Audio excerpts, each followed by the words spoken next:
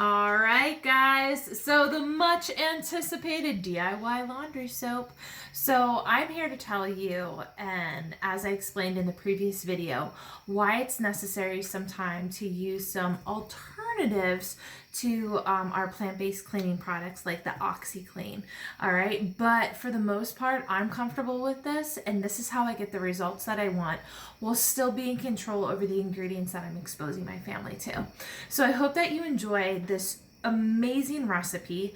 What I'm going to be making for you right now is approximately 2.5 gallons. So this is the mid-size. I will also provide you the recipe for the 5 gallons, and I'll also provide you the recipe for the 1 gallon. So you get to decide where you are on the gamut.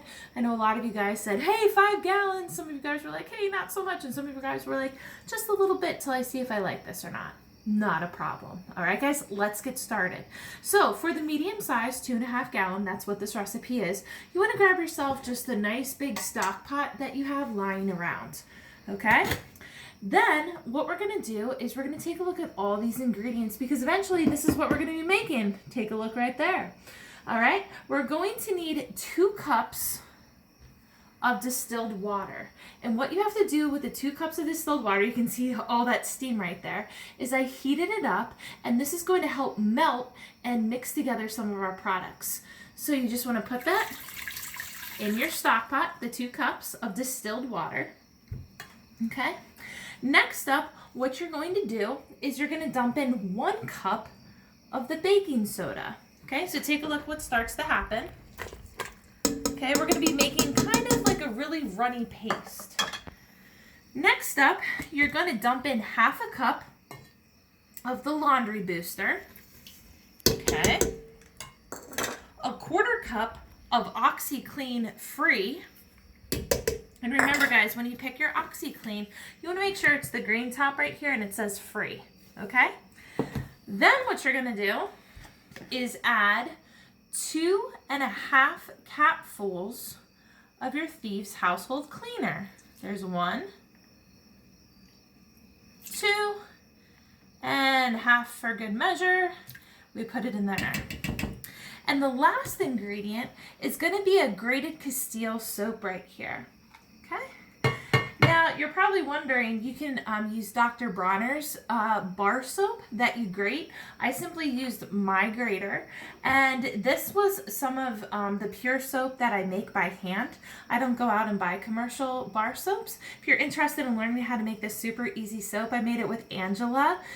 Check out her blog. She has it all documented. We also have a free online class that if you're interested in making this too, I have the link in the description as well. But this is what it is, and I simply just used my grater to grate it. This is what I got, and you're going to dump it into the pot as well. Okay, so there we go.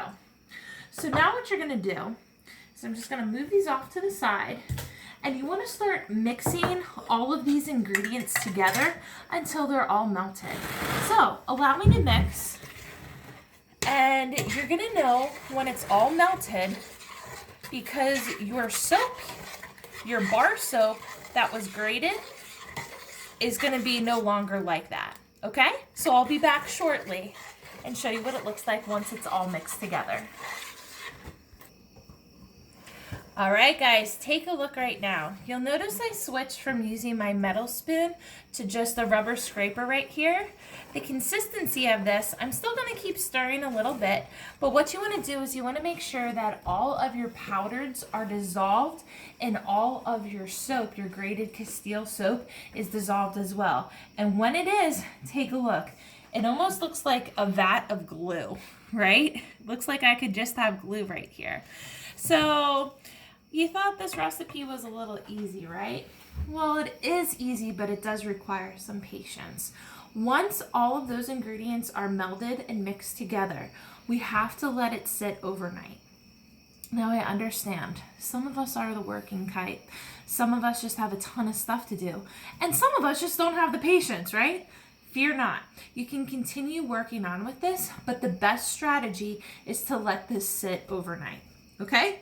But for those of us who don't have time to let it sit overnight, you can continue working and moving on. However, I want to demonstrate the proper process for you. So just know that when you let this sit overnight, it's going to thicken a little bit, and it's just going to give a little extra body and dimension to this soap. But it's no problem if you continue moving on.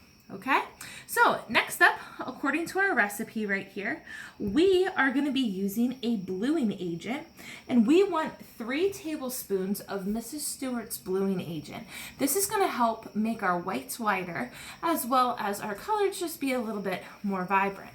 So since I'm cutting the recipe in half, it originally called for 3 tablespoons. I'm gonna do 1.5 tablespoons. And so the way that I measure this, because this bluing agent, no joke, is like a dye. However, it's not gonna stay blue for a while. You'll know that your laundry soap is ready to use when you no longer see this blue, okay? So the way that I measure things is a good old pour. Watch. That's about 1 tablespoon. That's about 1/2 tablespoon. Okay, so 1.5 tablespoons. Not very exact, a little bit more for good luck, right? Okay, but literally that's the blue that it comes out. So watch what happens when we add that to our pot right here. It's almost, you want to think of it like food dye.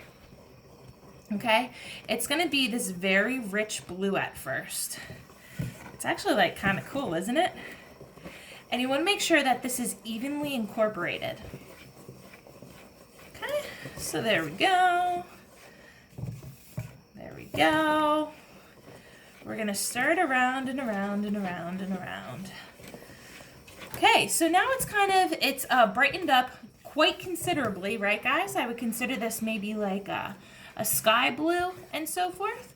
So what we're gonna do is the following. I'm gonna go get my 2 gallons and show you how I store it. If you're making a 5-gallon batch, remember you want a 5-gallon bucket that you're gonna store this in that does have a lid. But ultimately, we wanna make sure that we have some sort of dispenser like this because it makes our life in the laundry room so much easier. So allow me to go get those and I'll be right back. All right, guys, so as you can see, it's starting to really thicken up. Look at this now. It's almost looking mousse-like, right? Or angel food cakey. This is wonderful. But for those of us who don't have time to wait for it overnight, I'm going to show you what you need to do. So right now I have a 1-gallon container, and this is a 2-gallon container. You can get this at like Bed Bath & Beyond, Amazon, Kohl's, any of those places that have like the large dispensers. I love using the dispensers because it makes it easier for me to store my homemade laundry soap, but then also utilize it when I need to use it, okay? So, easiest suggestion, this is my 5-gallon soap making pail, okay? And so what we're gonna do right now is we wanna make sure we have enough room for everything. You're gonna take your pot here where you had all your ingredients mixing, and you're going to put it in a 5-gallon bucket, okay?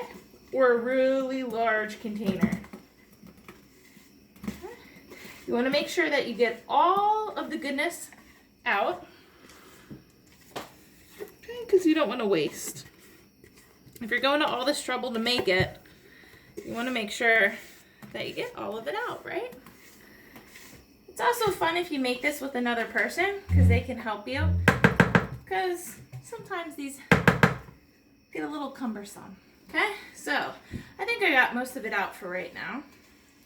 Okay, so that's in the bottom of my bucket.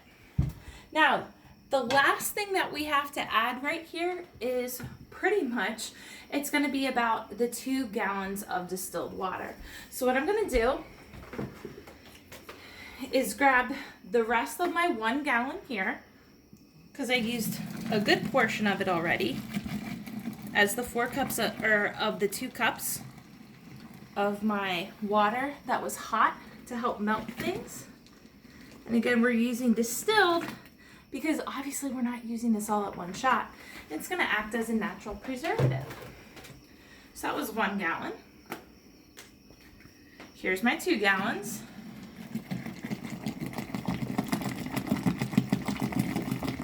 And you can see how quickly this fills up.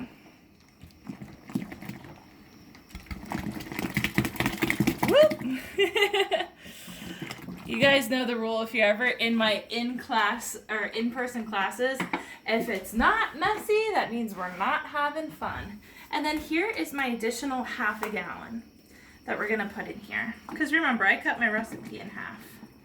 And I'm just gonna eyeball the half gallon. Hey, that looks pretty good, right? Can you tell it's not my first rodeo? All right, now take your spatula, and what you're gonna do is you're really just gonna wanna incorporate the blue, all the blue mixture with all of our distilled water here, okay?